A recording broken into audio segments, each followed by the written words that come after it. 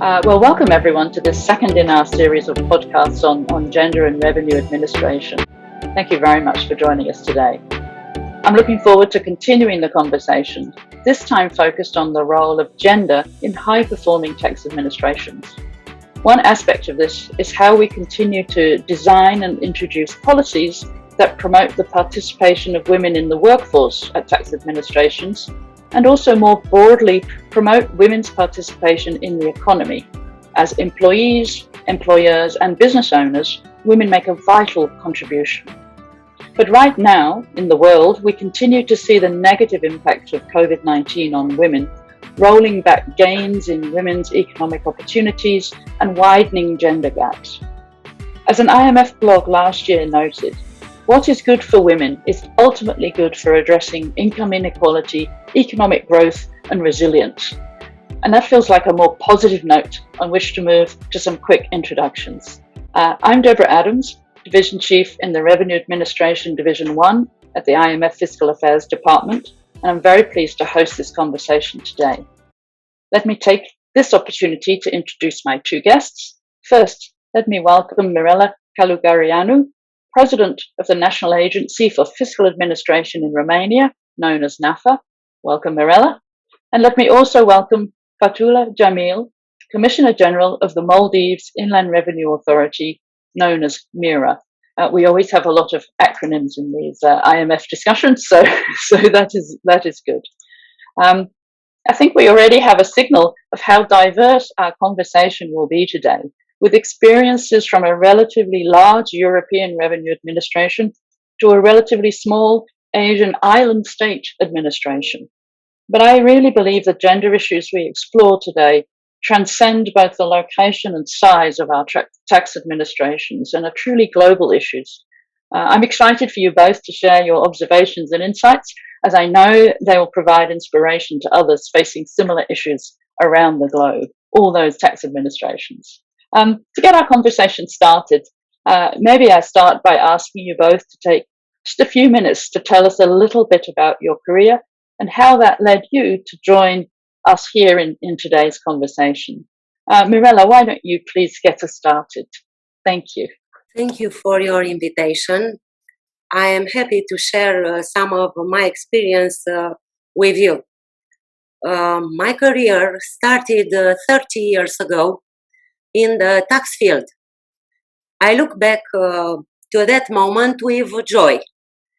I had the opportunity in all this time to go through every career level, step by step. I went along this path with patience and determinations. Firstly, I was assigned back office responsibilities and then management position, chief of unit, deputy director, director, general director, and now the highest NAFA leadership position, NAFA president. I wouldn't have never considered this 30 years ago. Do you know why? Because career advancement was not a goal in itself for me. I just wanted to do things well. And then slowly, I gained confidence.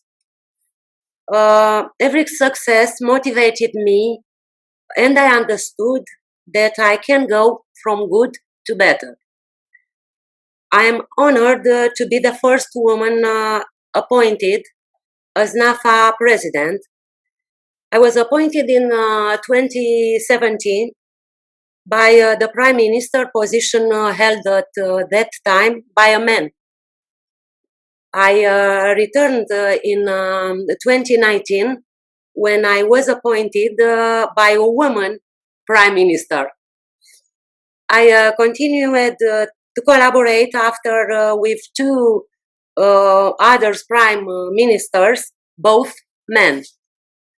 I work in most of the departments such as tax collection, tax audit, treasury, But it's very, very important that I restarted the reforming, modernization, and digitalization of the agency together with NAFA colleagues, uh, women and men.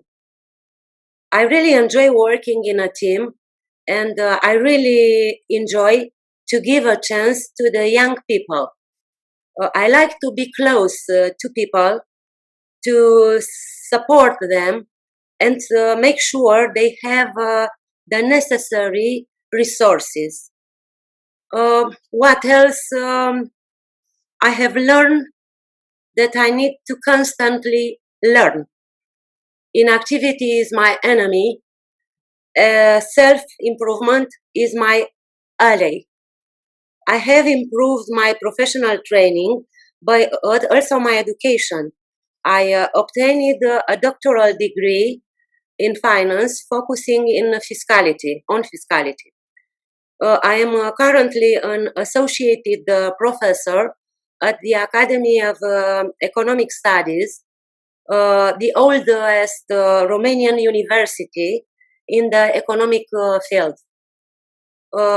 Outside my work and academic life, I'm a typical person. I enjoy spending time with my family, cooking, traveling, and skiing. Um, this is very important in order to balance my energy level. Okay, thank you very much. I feel quite inspired already by your career, your commitment to learning, and also a little focus there at the end on work-life balance, which I think that as we sit here in our video cubes, we feel quite acutely that the days blend into each other when we're working remotely. Fathuhulla, let me turn to you. How did your career lead you to talk to us here today? I think it's a very inspirational introduction. Very well. You could say that my career started at revenue administration as well. I served in the public sector for over 12 years now, starting from 2003 at Department of Inland Revenue under Ministry of Finance. I was part of the team that transitioned from the Department of Inland Revenue when Maldives Inland Revenue Authority was established as an independent institution in 2010. This gave me the unique opportunity to be part of the key team that first introduced taxes in the Maldives. During this time, I led several education and awareness efforts on taxes for public and to taxpayers. From 2003 to 2016, wherein the 2 years of studies abroad, I worked in public sector in and tax administration at different levels. I started off as a trainee and over these years worked up to the position of Director General of Audit and Investigation of MIRA. During my tenure at MIRA, I worked as the head of audit but also served in technical capacity on several internal and external committees. In 2016, I transitioned into the private sector where I worked as the manager of tax risk and compliance at the leading telecommunication company of Maldives. I held this post until I took on the position of Commissioner General of Taxation in October 2019. It has been my privilege to bring my experience in audit, tax, and risk management background to the table, formulating regulations and policies that MIRA implements. I was especially happy to have had my prior experience with tax introduction as Maldives established comprehensive tax system under a new law from 2020. In the introduction of new income tax regime of Maldives, I would consider IMF a key partner in our effort till now. We have always enjoyed an especially close relationship with IMF over the years. But during the last year, IMF provided timely and pivotal assistance to us that helped us in the implementation of the new Income Tax Act. I believe it is the result of the fact that we ensure that we show results for the resources IMF put into us. That has led to the good relationship between MIRA and IMF. This, of course, in turn gives MIRA an opportunity to highlight our experience and participate in prestigious events as this. I take this opportunity to thank IMF continuous assistance they have been providing us and hope that we will be able to continue it so in the future as well. Thank you, Fathuhulla, and I appreciate your bringing in our capacity development support. We certainly value the partnership with Mira and NAFA that we've been working on in recent years. It really adds value to us as to have institutions working very cooperatively and positively with our support. Thank you both for telling us a little bit about your careers.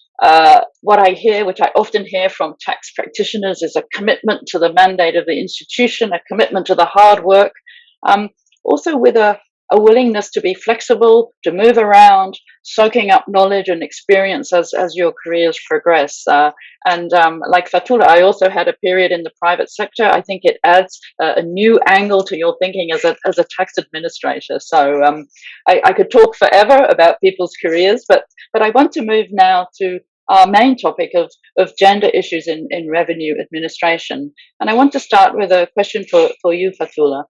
Mira has made impressive efforts to promote women in leadership. For still a relatively young tax administration, just over 10 years old, as you said, can you share your progress and some insight on how you've managed to make this much progress? Thank you. When Mira was first established, our former Commissioner General made concerted effort to recruit fresh minds and graduates who would be able to thrive in the new sort of culture that Mira wanted to create. From its very establishment, Mira has been an organization that had more female staff than male. This may also be due to the fact that in Maldives, the graduation ratio of girls is higher and also higher among the top achievers. Mira is a highly sought employer for several reasons. We have a higher pay structure than most of government organizations, of course, with some restrictions as well. We are an SEC approved employer, which means that our staffs can get their professional membership, chartered accountants title, if they work at Mira for required amount of time, with guidance and mentorship. Mira provides extensive training opportunities to staff, both internally and externally, including overseas trainings, which would be difficult to get otherwise. Mira has always geared towards establishing a very disciplined organizational culture, with the tone at the top being encouraging for gender equity. While it might be difficult to say we do anything targeting promotion of either gender over the other, one thing I can confidently say is that everyone who comes into Mira stands a level playing field, meaning that we do not discriminate nor reward with the bias for being a particular gender, your marital status, nor your family situations. Your achievement at Mira are based on your merit. In recruitment, we look at those with the best qualification and with the attitude and competencies we want to foster at Mira. We give equal opportunities in training for all staffs, where everyone stands an equal opportunity for sought after technical trainings in their respective areas. This ensures that when it comes time for promotions, no gender has an advantage, as all provide equal opportunities from the onset. I believe this can be illustrated by some statistics we have. For example, 56% of total staff at Mira are women. In terms of qualification, 57% of bachelor's level holders and 55% of master's level qualification holders are women. 56% of our managerial staff are women, and 50% of the topmost management are also women. However, we see that there is less women among senior executives, with the number currently around 30%. This shows for me that while we are doing well on many fronts, there is still room for improvement. While we have things like study leaves, exam leaves, 6-month paid maternity leave, and option for extensions available at Mira, there is still some areas that we need to address for proper representation to be there at all levels. Like I mentioned before, we have never made target efforts to increase female representation, but perhaps leveling the playing field means not just ensuring that equal opportunity is there for those who come forward, but also to ensure that we make adjustments for those who already come from a place of disadvantage, be it due to a societal rule or otherwise. We at Mira also working now to minimize this bias not just at the recruitment front, but in retention as well. It is my hope that with the higher representation of women at managerial level and the work we intend to do to provide opportunities for their development, we will see more women in the senior executive level of MIRA as well. Mm. This is you touched on a range of very interesting areas there, from recruitment policies, human resource policies, organizational culture, access to development opportunities, and how you try to make a level playing field for these. I mean, some of these are policies written down, and some, like culture, is it comes from leaders, comes from the institution, comes from its history. So turning Mirela to you, NAFA has a much longer history as an institution than MIRA. Maybe you heard something familiar from Fathuhulla's discussion there, but what are some of the factors that contribute to improving the representation of women in your tax administration in NAFA? Thank you. So NAFA has a rich history indeed. I had the opportunity to be part of its history. In the 30 years of my career, I went through all the transformation stages in the Romanian tax administration. The fiscal system in Romania has changed during this period. This was caused by the political, economic, and social changes to our country. The end of 1989 was a very important moment in the history of Romania. Our country has moved from communism to democracy, from a state-controlled economy to a market economy. In this way, the fiscal system was reconsidered responsibilities, role, importance. Currently, NAFA is facing a great challenge, the evolution to the future.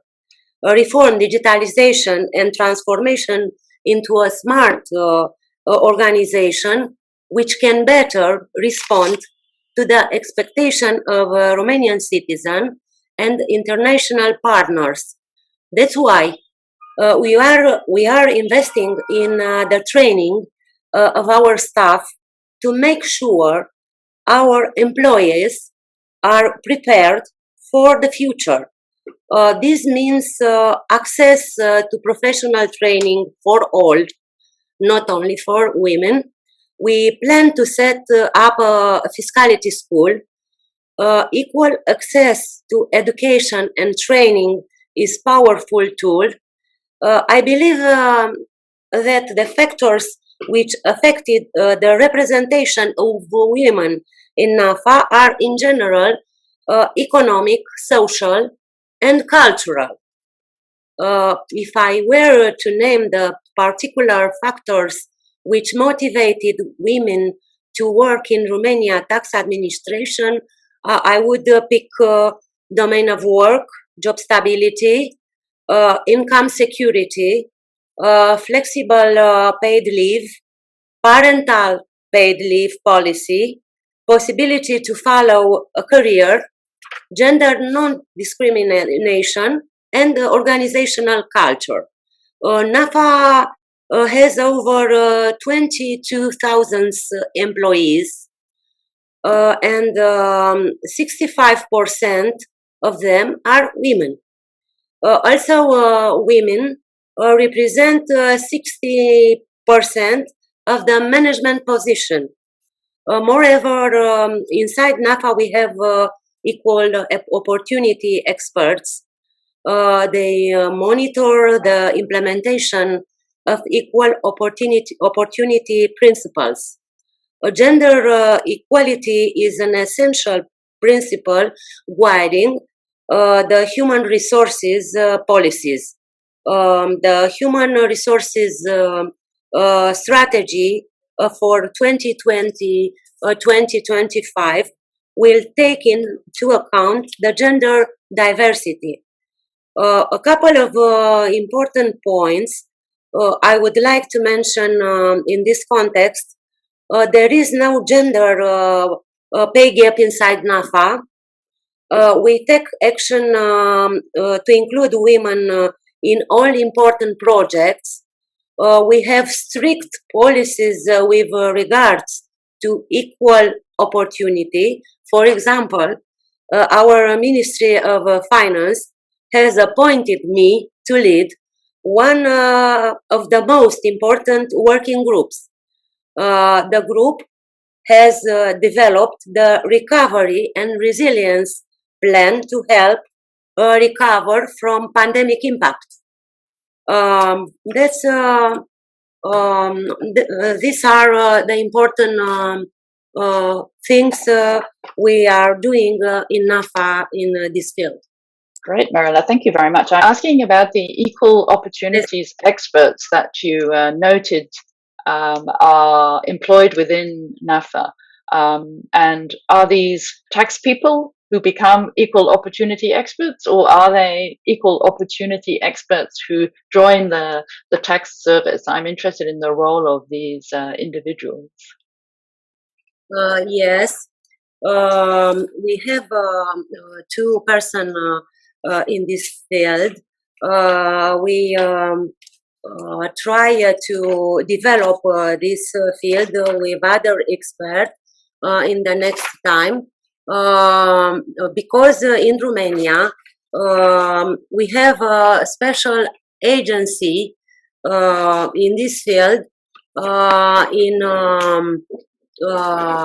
labor, in Ministry of Labor. We have a good collaboration with Ministry of Labor. In Romania, we have an equal opportunity agency, which has been set up inside the Ministry of Labor. This agency have the importance and the role to develop experts in this field. Thank you very much. And what I heard from both NAFA and Mira is a similar issues around getting women recruited, having policies that support them throughout their careers, and many of the same policies will support men throughout their careers as well. They would be good careers. So maybe if we look a little bit about the starting point of recruitment,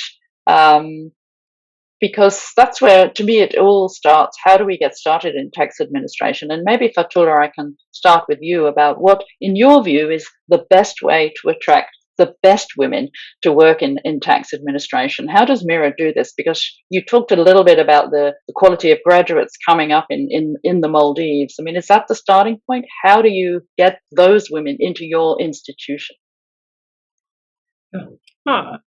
It would be very difficult to say that there is an absolutely certain method of ensuring that women in tax administration work in tax administration, and also to attract the best women or the best employees. But from our experience, shown by example that you are an organization without gender bias and with equal opportunity for all seems a good place to start. At Mira, we have women at key positions of the organization who lead several important functions that is visible not just internally but also externally.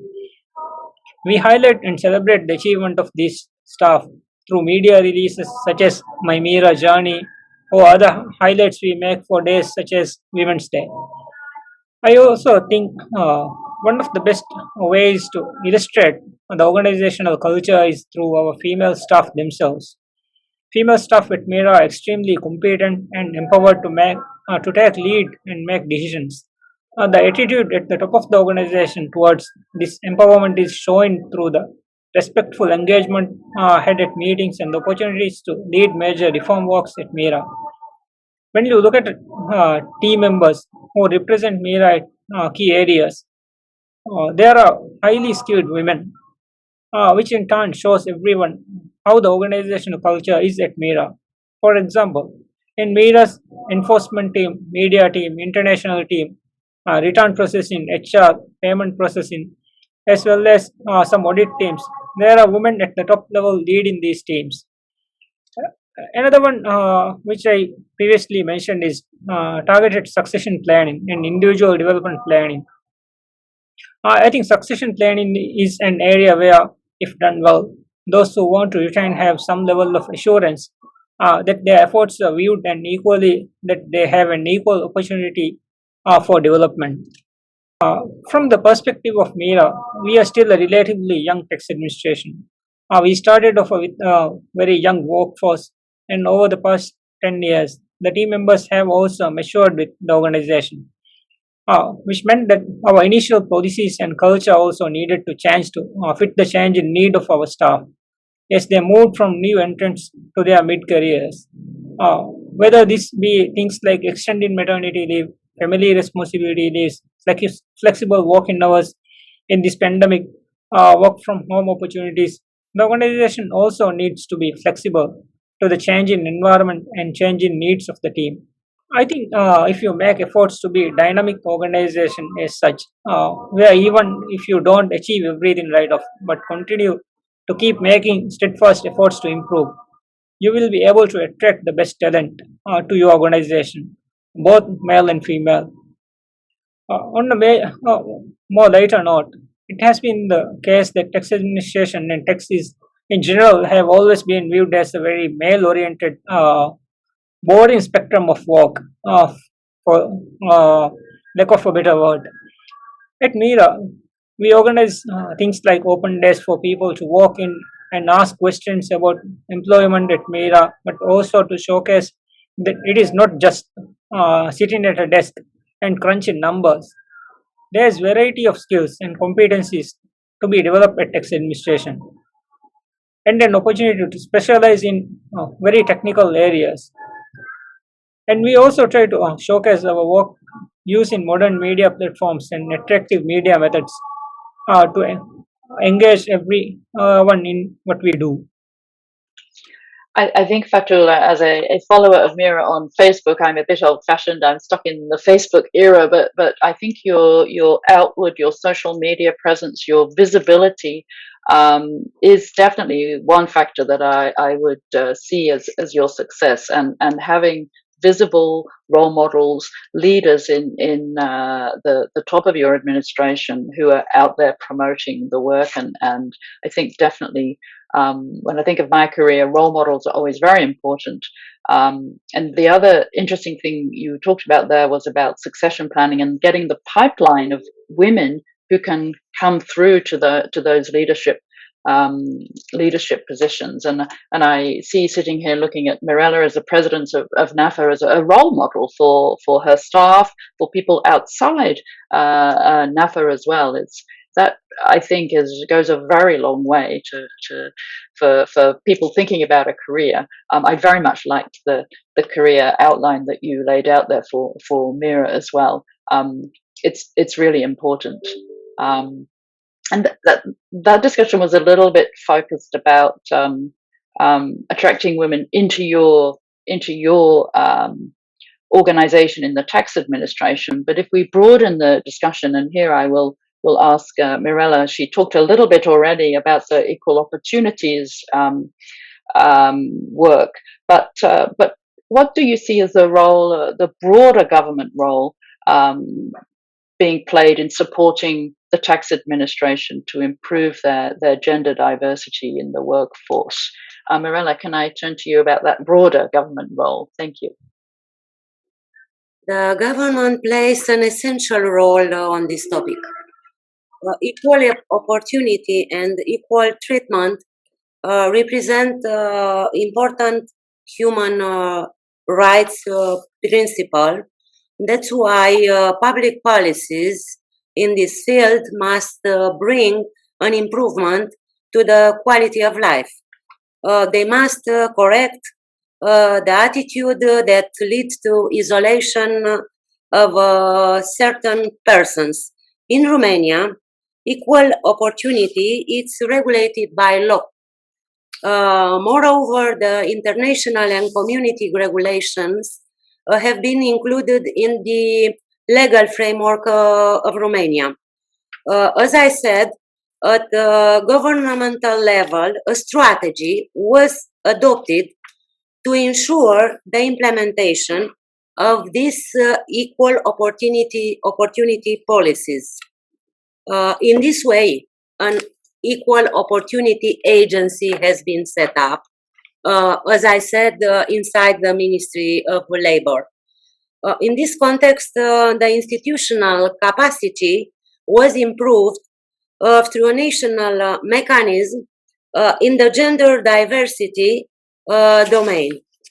But we in NAFA we don't have specific rules for recruiting women. In Romania, the recruiting is pretty much the same like Mira. Okay, thank you very much. Fathuhulla, is there any thoughts you want to add from the Maldives experiences, broader government influence policies at work in the Maldives more generally? Yeah, gender equity is not something that can be achieved by one organization, as I have mentioned. When there are things like cultural beliefs and societal pressure that present obstacles that a few cannot overcome, it is important that the governments take the initiative to lead such movements. As I mentioned in the beginning, the ratio of girls who graduate and those that graduate with the honors in the Maldives is actually higher than boys. It is also the same for most entry level jobs. However, when it comes to the managerial and senior executive level jobs, we see this ratio swing significantly in favor of men. There are many aspects at play here. Preconceived notions of how a woman may leave later to focus on family meanings. They aren't considered for promotions, and organizations not investing in them. Cultural beliefs around child rearing responsibilities of women leading to the men's career taking precedence are among some of the issues. As you can see, these are deep rooted beliefs that is common among many cultures and countries.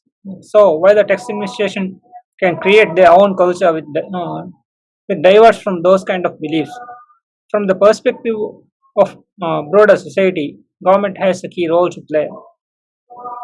To look at some statistics at Mira, for example, with the newly introduced employee withholding tax, we know that women make up a significant bulk of employees. However, when we look at the number in the higher earning spectrum, which would be those that are required to register for tax, the numbers are significantly lower. For example, only 16% employees registered for employee withholding tax are women, even as the number of registration increased over the last few quarters. This percentage has remained the same. Things like this shows that the need of employment laws and regulations that cater to unique needs of women, protect their rights, promote opportunities for them. What government has been expending efforts on this front. The Gender Equality Act of 2016 looks to eradicate deep-seated gender bias and gives equal opportunity to women. The National Strategic Action Plan 2019 to 2023 of Maldives has clearly outlined gender equality as a key priority of the government, with target efforts to be made in implementation of the Gender Equality Act, empowerment of women development committees, access to funding for female entrepreneurs. Government support and funding for initiative that promotes gender equality would set the tone at the top of for the rest of the government bodies and even the public. In policies such as these are effectively implemented and maintained for the long term, the government would be supporting the society at large, eradicating gender bias and thus assist tax administrations as well. Government plays a key role in changing the mindset of people on gender roles, especially through education, awareness programs in schools, which ensures that upcoming generations grow up without gender bias. They also play a key role in removing the hurdles that women face in career development and sustain. Thank you, Fathuhulla. I'm interested in your perspective on that because I think it's extremely interesting that obviously we cannot work in a vacuum. A tax administration doesn't work in a vacuum. It's part of society. It touches almost every member of society in its work. So I think that was great insight into what the Maldives is doing at the broader level that will also help influence through the tax administration. And both of you started to broaden the conversation here. We've been quite focused sort of internally onto tax administration, but if we open this up around approaches that a tax administration can adopt to help increase women's participation in the economy, and perhaps I'll start with Mirela here to look at the Romanian experience of policies and approaches to help increase women's participation in the broader economy. Thank you, Mirela. Yes, when I was appointed in 2019, I developed a management plan, an action plan I wanted to implement. However, along the way, the pandemic started. I had to adapt the action plan and create a recovery plan. It was a very difficult time with a lot of complex decisions that I had to take in a very short time. I decided to set up a working group for drafting the recovery plan. The group consists of 8 members, 6 of them are women. This group has a great effect in the decision making during the pandemic recovery period. We have also hired a doctor who is also a woman. We have taken measures to allow for remote working. Minimum physical presence at the office was required. These measures have improved to work-life balance. For example, our workers could take care of their children, and in the same time, they managed to do their job well. These work facilities were very well received by our staff. One of different motivation can work in different ways.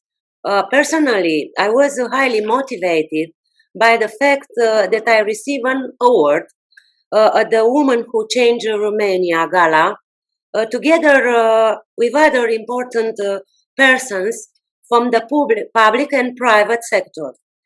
It is important for me because this has happened in 2018 when I not longer held the NAFA's president position. During this event, I have met women who truly change Romania and generate added value.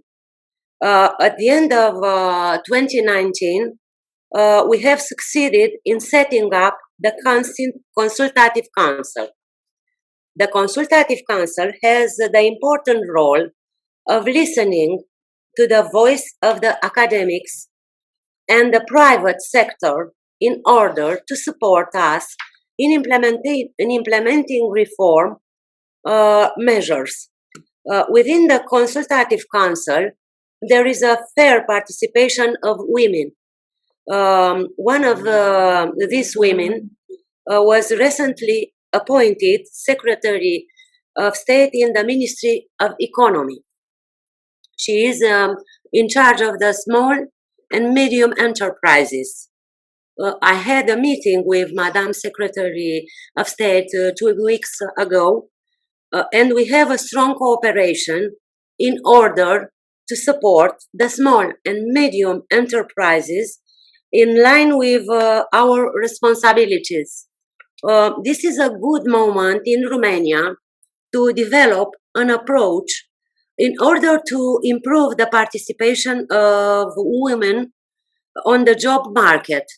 This is a joint effort which requires the involvement of the whole society. For example, we can promote the women managers of the companies with a good fiscal compliance, which also have a high rate of European funds absorption. Thank you, Mirela. I mean, Fathuhulla, you had already touched a bit about your new withholding income tax and female participation in the workforce. Is there anything you want to add about the role of women in the economy in the Maldives at this stage? Yeah, I think it's not just the economy, how women are represented in the top government positions, especially. As I have mentioned, that the National Election Plan also highlighted that the opportunities were given for the women, specifically assigned roles. For example, in our local council also recently had 30% is assigned for women only. And also, very recently, in the last year, I think we have appointed our first female justices for the Supreme Court. So, and also for all the state-owned enterprises, there are a certain number of positions actually assigned or dedicated for women as well. So, through these kinds of efforts, the women in leadership is growing. But as I have mentioned, that still, if we look at the total taxpayer population, the representation of women in economic sectors is very less. The government efforts, along with these changes, probably in the future we will see more women involvements. The government has actually plans through the SME Development Bank that which supports female entrepreneurs. So through these kind of efforts, I think it will be more balanced compared to now. I mean, I hear from the start of our conversation to now, we've started quite small within, our personal careers, our institutions, then broader government, and then broader society. And I think Fathuhulla, you said one institution can't change these things, but we can make our steps internally. We can have the right policies, encourage the right behaviours, and society as a whole, as influenced by government policies, which we have seen in Romania, big government policies focused on equal opportunities is one other factor. I mean, if we had to document all these factors, it would be pages of approaches, policies, and things we can and should do. So it's been really, really good to hear the experiences from two quite different countries and societies as well. And I very much appreciated, Fathuhulla, your note about the role of society, the culture, and the history of society has on the workplace and gender diversity in the workplace.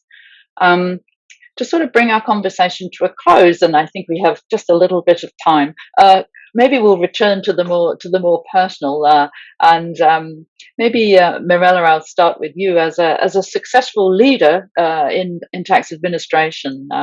What quick pieces of career advice would you like to pass on to women starting off in tax administration today? I have succeeded. You can do it as well. It has never been and it will never be easy. For such example, not to remain exemption, women need to get involved. You need to know your potential and your limits. Learn, work, get involved, so that limit not longer exists. Following a career should not be the main purpose, but the feeling of a job well done. Women need to know their power and their rights. We should realize that equal opportunity should not be a privilege. I believe we can be complementary. Last but not least, gender diversity can positively influence the success of a team. I also want to congratulate you on the award that you mentioned you received 2-3 years ago, which is extremely impressive to have someone with your profile being raised up and awarded for your activities in this area. And Fathuhulla, the same question to you. Quick advice for women starting in tax administration, whether it be Mira or NAFA or anywhere in the world. The advice I can give comes from having observed how female staff at Mira have developed in their careers till now. It might be quite general, but some pointers which I can think of make good use of the training opportunities provided. Uh, Tax administration work at all areas are usually different to how regular administration would be. So take the opportunity to develop your skills through the chances given. Take initiative. As Mirela have correctly mentioned, that be engaged and volunteer to participate in different missions or projects that are undertaken. This will broaden your exposure and widen your scope of knowledge, while also letting your seniors see your commitment to development. Tax is an ever evolving field, so self development is key. Read and research so that you are updated in recent developments in domestic and international tax arena. This will give you an advantage over someone who might not. Know that tax administration is not just one area of field. It is not just auditing, accounting. There are a wide range of areas that you can specialize in and build a career in. So even if you are not interested by one area, look into other areas that you may be able to develop yourself. If possible, work with a mentor who can guide you through your learning experience and development phase. You will have someone who can help you when you have questions or need help. The most important thing is, if you want anything, you have to ask for that, you have to work for that, then only you will gain it. That's great, and I strongly felt the advice from both of you about learning, being exposed, putting yourself out there. Yes, taking a risk sometimes and doing something that is more challenging, but from which you learn and take it. I suppose my personal career advice is never turn down an opportunity. So as Fathuhulla said, if a training course is offered, seize it, expose yourself and learn from this. I mean, this is, I hope that as young tax administrators out there will hear this and feel that there is a career path, an attractive career path, and career development inside tax administration with many avenues you may take in that career, and that there are equal opportunities for female and male employees through a career within the tax administration. I'm sorry to have to draw our conversation to a close. It feels like there's much more to discuss on this vital topic. But I want to just go back to something Mirela just finished with there, about the positive influence gender diversity can have on a team and on a tax administration. And I think I walk away from today's conversation thinking about that, and also the fact that we still have some way to go in this area. It's a work in progress, so let's keep working. To you, my guests, Mirela and Fathuhulla, thank you for taking the time to share your personal insights and experiences. What a fascinating discussion. Thanks to everyone for listening today. We look forward to the next time. Thank you.